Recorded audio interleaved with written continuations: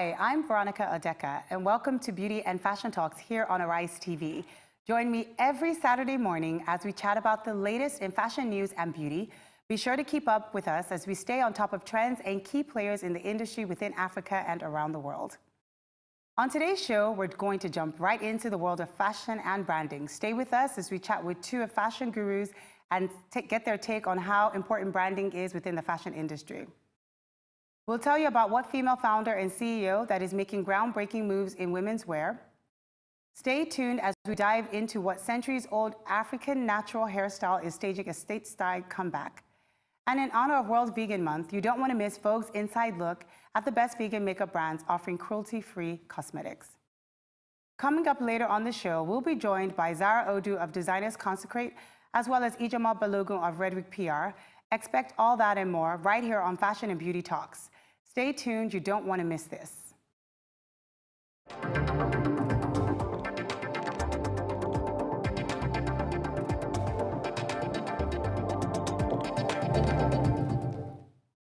Let's take a look into the exciting world of fashion. Nigerian designer Autumn Adigbo is changing fashion and making colorful and conversational women's wear that is ethically sourced, produced, and distributed. Passionate about women supporting women, she's on a mission to debut looks that empower women as well as employ. Just this past September, she debuted a 28-look collection designed and sewn in New York with fabrics and trims sourced from all around the world. Outside of the fabulous design elements, the best part of the collection is that it stays true to the CEO's mission of investing in women along the way. Inspired by women who are leaders, movers, shakers, and creators, the line is sewn by a women-owned production facility and pays fair trade wages for fashion production to Maasai women in Kenya. By building upon the Maasai women's traditional hand-beating skills and paying them fair trade wages, the Kenyan women earn an income twice what a man with a full-time job in local Kenyan tourism would make. This additional income allows them to work for a living wage, support themselves, their families, and of course their communities. If that isn't girl power, well, I don't know what is. For all my street lover wearers, you'll be happy to hear that the sports luxe come-up is still on the rise. That's right. With streetwear-infused labels like Vitamins and Off-White, the logo craze has gone hand in hand with the sportswear trends we are seeing on the runways. As we move into a new season, be sure to get the best of the fashion industry's new take on logos and branding. We're seeing brands pull out the archives and going back to reissue long discontinued graphics modernized on sweatshirts and other streetwear-inspired silhouettes. While sportswear brands are reaping the benefits of the logo's newfound trendiness by re-releasing past styles and getting a signal boost from collaborations with brands such as Reebok, Champion, and Tommy Hilfiger. Even if you're not shopping at the 600 cropped hoodie level, retailers like Urban Outfitters have released their own capsules with the likes of Adidas, Fila, Puma, and more. No matter where you turn, there's a logo within your reach. Say it isn't so, but an old-age African hairstyle is indeed making a serious comeback. Nigerian designer Busaya Olupona is reclaiming her childhood and bringing back head-turning West African fashion and beauty traditions. For her latest lookbook shoot in Lagos, the Brooklyn-based designer decided to pair each of the vibrant traditional printed looks in her new collection with a different take on the ancient hairstyle threading known as Irun Kiko in Yoruba. Worn by women of all over African continent, hair threading has roots tracing back to the 15th century. Through the recent years, the practice has fallen out of fashion. While you may find it difficult to find a trendy salon in Lagos that offers this old hairstyle, it seems the Irun Kiko revival could be on the horizon. The hairdo made a cameo in Beyoncé's groundbreaking Formation video last year, and it has appeared backstage at fashion shows, such as Hood by Air. It's really exciting to see our culture continuing to be shared with people all over the world, especially celebrities like Beyoncé. And in beauty news, Marc Jacobs has chosen model Adwa Aboah to be the new face of Marc Jacobs Beauty. His relationship with her is far from brand new, as her first opportunity to strut the runway was at his show in New York, and he's supported her ever since. Most importantly, they both share the values of diversity, being important, and finding the opportunity to promote that when casting shows and beauty campaigns. The relationship is now further cemented with the new announcement that Adwa is the new face of Marc Jacobs Beauty. And in her own words, it's a dream come true to be part of his vision. To kick off the campaign, Adwoa is showcasing the Lamarck Liquid Lip Crayon, a first-of-its-kind lip product combining the powerful pigment of a liquid lipstick with the precise application of a crayon, all in a single swipe. And if you think vegan makeup and beauty products are reserved for the granola munching and the barefoot, well, you're sorely mistaken. There are myriad makers giving cruelty-free cosmetics some serious bite, with colors and formulas as bold as their beliefs. In honor of World Vegan Month, let's take an inside look at Vogue magazine's take on forward-thinking vegan makeup brands serving up brightest and best in vegan makeup today. First up, we've got Urban Decay's Vice Liquid Lipstick in ZZ, retailed at £15.50 and available at urbandecay.co.uk. Next is Obsessive Compulsive Cosmetics Glitter in Pink, retails at about £11 and available at skinstore.com. Sure to dazzle everyone is Kat Von D's Shade Light Glimmer eyeshadow palette, retailed at £37 and available at debenhams.com. And the perfect complement to your bright red lip is LOC's Ultra Gloss Lip Pencil in Cherry Bomb, retailing at now £9 and available at birchbox.co. Be sure to shimmer and highlight the natural way with Hourglass Ambient Lighting Palette, retailing at £59 and available at bestneck.com. And last but certainly not least is Urban Decay's Heavy Metal Glitter Eyeliner and Amp. It retails at £15 and available at urbandecay.com. This is sure to be the perfect complement to top off a completely vegan makeup look. We're heading for a short break, but when we return, we'll have our guests Zara Odu from Designers Concierge and Ijeoma Balogun from Reverick PR, here to talk to us about the world of fashion and the importance of branding. So stay tuned, you don't want to miss out.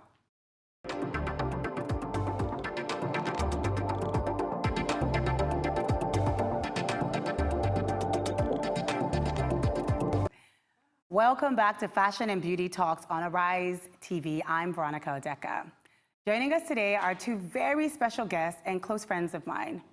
Founder of the Designer Consociate and with over 10 years experience in corporate communications, fashion PR, and retail business, she is the perfect person to have to discuss all things fashion and branding.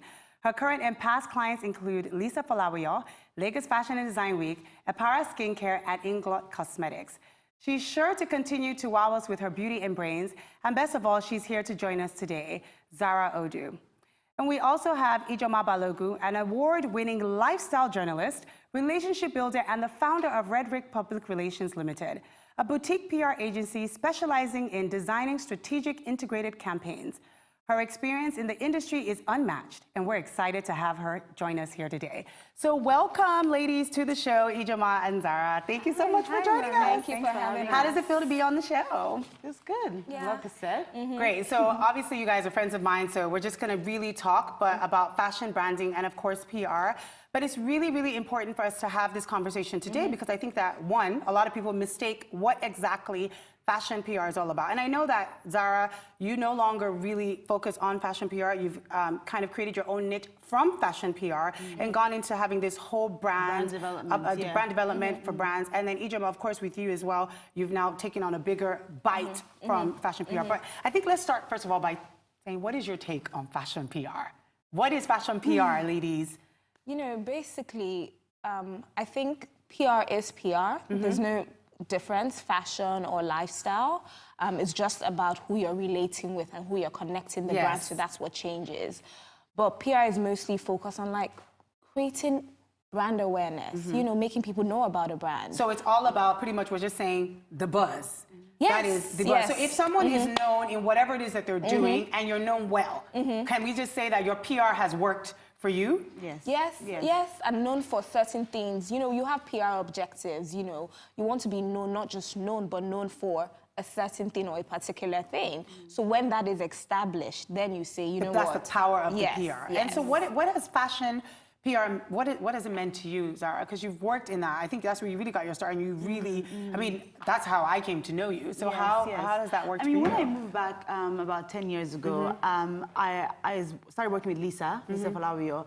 And I think at the time, if I'm being very honest, there weren't that many people, or there wasn't really anyone doing think that it wasn't fashion, just defined? Maybe people were just kind of dabbling, but we didn't know what it was? For any specific brands. Okay. And so I felt like it's something that I've sort of, I took on, and it was quite interesting because PR, like Ijeoma is saying, is for me, it's quite textbook. It's quite like, it's ABC. You know, it's very simple. Yeah. But in a sense, in Nigeria, it's quite difficult because the market was quite new. Yeah. And there weren't that many. Do you think we even have that many people? Do you see what I'm saying? Like, so you come back, you say, okay, I want to. You've come from the UK or the US, and you know where it's a continent, and you know now we're not doing PR for an African country. You're specializing in this country, and you're like, where do I even begin? You know, like, well, for me, it was very, and that's why I sort of moved into brand development, because for me, it was always beyond PR. I saw a brand that I wanted to work with, and I felt that it had a lot of potential, and I was very interested in building the brand as a whole. PR for me was an element of that, and that's what the title was at the time. So I think PR, that really involved me sort of like going out, meeting people, wearing pieces, getting the brand into all the different publications, locally, internationally. Okay, that's what it means. Exactly. So for me, it really was something that came naturally to me because I saw the brand had a lot of potential and I wanted to push it. Okay. So brand development sort of is what it entails, but PR is like an element of it, as we were saying earlier. So I feel like people kind of don't have a really good understanding, and they kind of get it confused. And I know we had chatted about this a little bit on the way, you know, behind the scenes before we got started, but, you know, I meet a designer or I meet a, you know, a socialite or whatever, and she's just like, the first thing they always say, I need PR.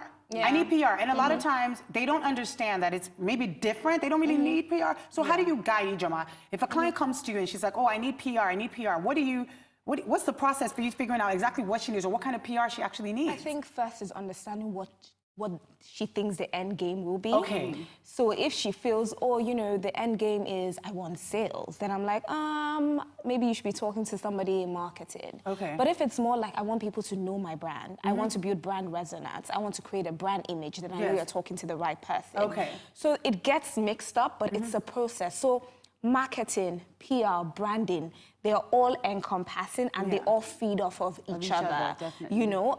So it's for me to identify that, okay, this is where I can help you with. And, you know, also bring other people in who can offer like marketing and who can offer like branding just to make sure, because I always say something, PR is one piece of the puzzle. Okay, so that's just not, it doesn't start there and end there? It's not going to, it's not, if you're just doing only PR and certain aspects of your business, for example, aren't in line, then it's not going to work. So things all need to sort of work together. And that's why I say that brands need to look at their brands as a whole. But they don't even know, that's what they don't even know. They don't even have, they don't have a clue. Where do you go to find, you know, I'm just someone, I'm posting on social media, all of a sudden I see that my likes are going up. People are following me, and they kind of like what I'm wearing or, you know, the way I do my hair.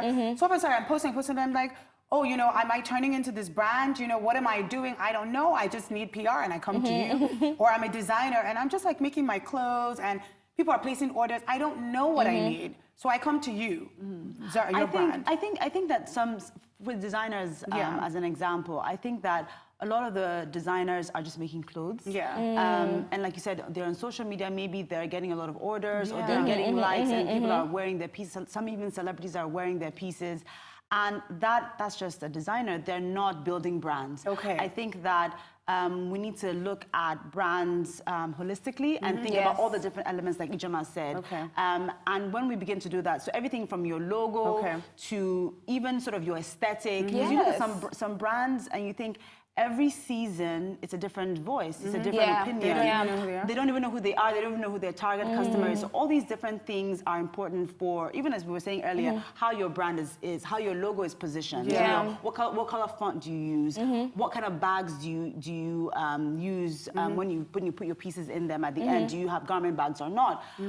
If you're like a luxury brand, what kind of fabrics are you using? If you're more like a cheaper high street brand. So all these different things are important to think about for the brand as a whole, I think that people don't think about. And so PR should even come later. Once you figure out your brand. So pretty much, I come to your aesthetic and brand consecrate, and then you put everything together. And then you have the elements of the PR and the marketing, or do you outsource to someone like Ijeoma you work with? Yeah, so for me, because brand development is sort of like my core, and I'm much more passionate about actually building the brand from idea to product. Yes.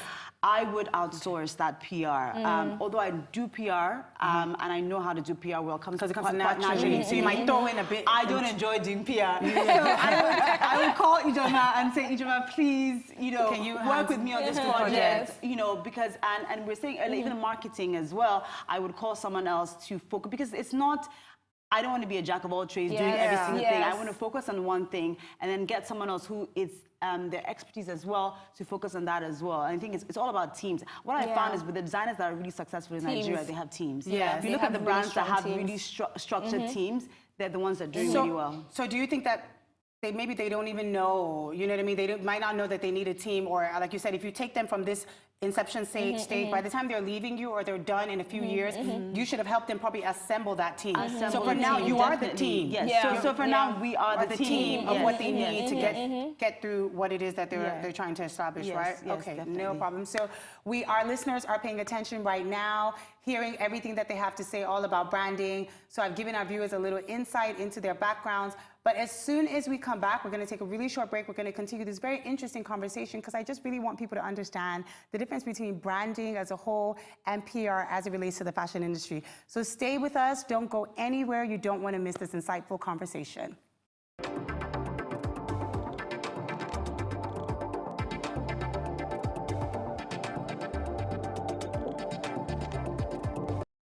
Welcome back. Thank you for joining us here on Arise TV. I am joined in the studio with my guest, Ijeoma Balogun from Redrick PR, and of course, Zara Odu of Designers Associates. Yes! I finally said it. So thank you, ladies, for joining me again. As we were discussing, we're just talking about branding and PR, and I know that you guys definitely got involved in fashion PR or have dabbled in it to some certain extent. So Ijeoma, I just want to get your take. Because now you are heavily focused on lifestyle and corporate PR. But I want to get your take on why the jump, why the switch from fashion PR, and I know you're a writer as well, why the switch and now focused on this? Majorly because I started with fashion PR, but the fashion industry in Nigeria is very small. Growing at the time? Yes, it is growing. It's still growing. There's a lot of growth and development that's needed. And a lot of brands are not yet in that stage or in that phase in their life cycle. I think it's because maybe they don't understand. When they need PR. So they should be more right now building their brands, fine-tuning the brand. But then they're arguing with her because they don't feel like they need it. No, but they do. They should be more fine-tuning the brand, because I have clients who come to me and I'm like, you're not ready yet. You're not ready for because PR, I'm not ready. I wouldn't make an impact in your brand right now because you still need to fix your brand. Yes. You know what I mean? And I have a stronger story that I can tell and I can share. So that's the reason why. But in Nigeria, the corporate industry, the lifestyle industry, it's a lot bigger. It's been established for a few years. So how would I know that I need, like, give me, who is a lifestyle? You know what I mean? Like a lifestyle brand. Can a person be a lifestyle brand? Can I have been a designer and fully developed, and then how do I go into? There's certain individuals who sort of build brands around themselves. So if it's around yourself. Yes. Yeah? Yes. And you have, because people, they're talking to me here in the studio, you guys, and I have a bit of an understanding, but I'm trying to understand. So someone's watching, they don't have a clue. They're like, okay, lifestyle, but how do I know if I'm even along that route, or I have the potential to possibly become lifestyle? Now we have the rise of influencers. Okay. The micro-influencers and the influencers on a bigger scale. Yeah. It's not just only celebrities now, it's individuals. That's true. And the truth of that influence, you can grow it into a brand. So, Definitely. to be honest, if you see yourself, if it's something that you're interested in, and you see yourself as, I'm either interested in beauty or I'm interested in fashion, you can build a brand around that instead of just being... Influencer is good, but being able to build a brand and have, like, work with various international brands as well, there is a potential for that. So when you're actually making that bit of an impact and you're saying that, okay, you know what, I've started out as a socialite on Instagram, people are following me and they like my fashion, then is it more like collaborating with the designer, coming out with a collection? Then maybe if people like the way my home looks all the time because I'm taking pictures and posting it, then I'm like, I think I need to come out with candles. Yeah, then, but there's also, you sort of have to be guided. Okay. guided to fine-tune that, because there's a situation where you're doing everything, then nobody knows you for anything. You know what I mean? So branding is very, very, very strategic. Strategic, yeah. You know what I mean? And it's that so it strategy. goes beyond posting on Instagram. It goes beyond posting on Instagram, you know? But also, like, what but it is a stepping stone. It's about the end game. It's about what do you want to create? Do you want to be a brand or an influencer just because it's cool, or like everyone's doing it? So or basically what you're saying, because I've heard this before, so what you're saying is just like, and there's a lady that does some sort of thing on Instagram with branding, and she tells people, she's like, what are you doing? How are you converting it? Is that a good word? How are you translating what is happening on social media for your brand? How are you moving it? What's the end goal? What do you even want to achieve? Yeah. You know, why do you want to be an influencer? I ask some people, even designers, I ask them, why do you want to be a designer? Everyone says, oh, I have a passion, or someone says, oh, when I was in school, I used to dress really nicely, and everyone said I should be a designer. That's not enough. That's not enough reason. That's, you know, why do you want to be a designer? Why do you want to build a brand?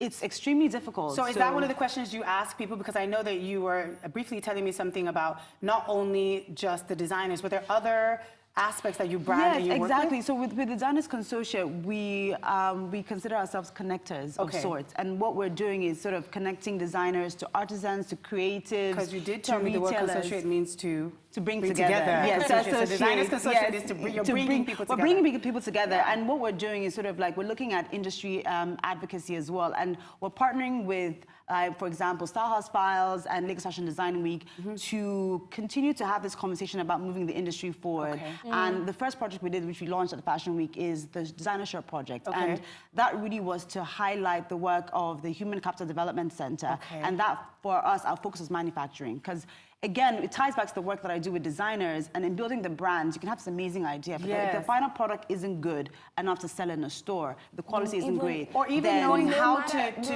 no matter how much PR you do, if the final product isn't great. So for designers, it's really important for me to, if I'm saying I want to build brands and I want to build designers, I have to think about what are the challenges that they're currently facing. They're facing manufacturing issues, they're facing textile issues, having to get fabric from London, from New York at crazy amounts, and then having to have their pieces be really expensive, but they're not even being able to find fabric locally as well.